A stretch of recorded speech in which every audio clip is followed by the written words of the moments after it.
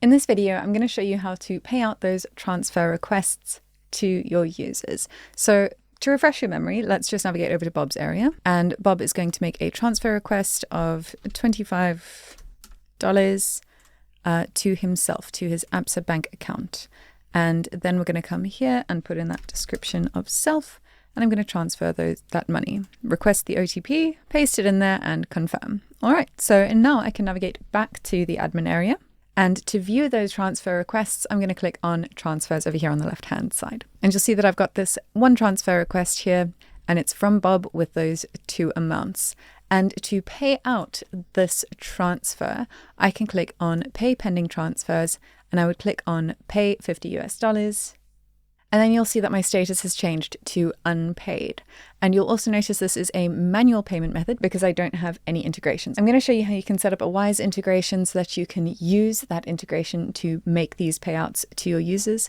But once you've gone ahead and processed the payment for those pending transfers, you're going to come here to those three little dots and you're going to download a CSV file. So you'll be able to take this CSV file and upload it to PayPal or Wise and make your payments to your users from there. You can also just hand it over to your accountant or whoever it is that manages these payments. So once you go ahead and hit download, you'll see that status is then changed to paid. So as far as the system is concerned, you have paid out all of those transfers. But now if you want to set up a Wise integration to automatically make that payment to your users, what you're going to do is come here to Setup. You're going to come to Integrations. You're going to add an integration. Let's go ahead and call it Wise.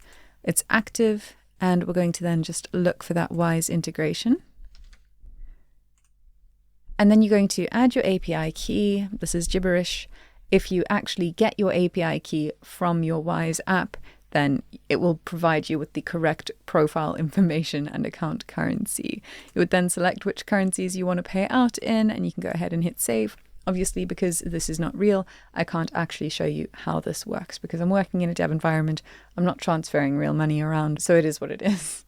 But once you've created this Wise integration, you will be able to make those payouts for those transfer requests using the Wise integration in the system. So that is how you can pay out those transfer requests to your users. In the next video, I'm going to show you how you can withdraw money from your users' wallets. I'll see you there.